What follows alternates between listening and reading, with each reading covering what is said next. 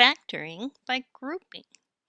In this video, we'll factor out a greatest common factor that is itself an expression, and that's going to help us factor by grouping.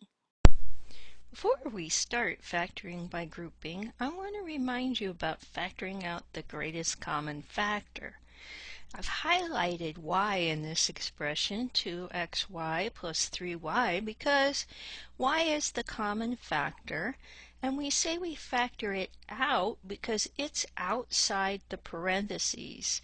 So 2x plus 3 is multiplied by y, and with the distributive property, each of those terms will get a y.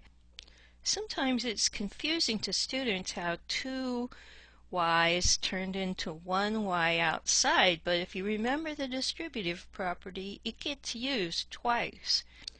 Now that's true no matter what expression is multiplied by both of them. Here they're both multiplied by a flower, and that means that the flower would come outside the parenthesis, and the remaining part, 2x plus 3, is left inside. Well, in this last example, the flower is the whole expression x plus 5. And so x plus 5 is the common factor. It's what we factor out. And 2x plus 3 is left inside. And remember that x plus 5, we didn't really change the number of x plus 5s. It's multiplied by each of the terms inside using the distributive property. Well, here's an expression, and we're going to factor it by grouping. So x cubed plus 2x squared plus 3x plus 6 is the expression, and grouping here means we're going to divide it up into two groups of numbers and consider them one at a time. So I'm going to cover up the second half and just look at the first half of this expression, x cubed plus 2x squared. I can factor out the common factor x squared, and that leaves in the parentheses x plus 2. Now I'm going to cover up the first half and factor the second half. So I look at 3x plus 6, I can factor out a 3. I'm going to write the positive in front of it, and you'll see why in a minute. And when I factor out 3, I get x plus 2. Well, it turns out that x plus 2 is common to both of these terms. X squared is times x plus 2, and 3 is times x plus 2. So x plus 2 is a common factor. I'm going to factor it out, which means outside the parentheses, and then what's left is x squared plus 3. If I were to distribute, the x plus 2 would be multiplied by each of the terms x squared and 3. So this is the factorization of the original expression. Kind of cool. Well, here's another expression to factor, but I want to point something out before we start. All the coefficients here are even. So actually the first step of factoring any polynomial is to make sure that you don't have a common factor for everything. But in this case we do. The common factor is 2, and so what's left here is 2x third minus x squared plus 10x minus 5, because I've factored a 2 out from everything. Now let's look at the expression inside the parentheses and factor by grouping. So I cut it in half, and I include the sign with the term in the second half so that I have it there. And now I look at the first half. With 2x third minus x squared, I can factor out x squared.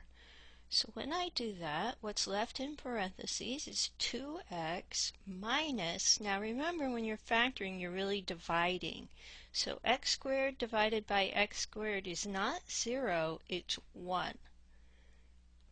Now I look at the second half. I have 10x minus 5. The common factor is 5. It's a positive 5, so I'm going to write that plus. 5 goes into 10 two times, so I have 2x, and minus 5 divided by 5 is 1.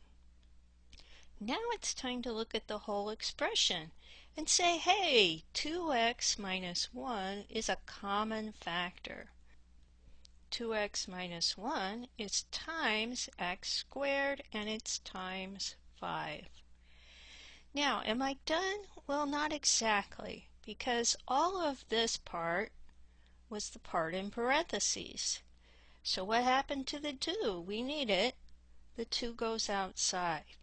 And the whole factored expression is 2 times 2x minus 1 times x squared plus 5. And if you multiply it out, you'll get back what we started with.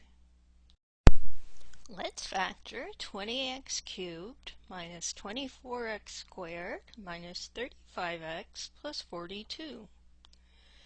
Well, let's look and see. Those are some larger coefficients than we're used to. Is there a common factor?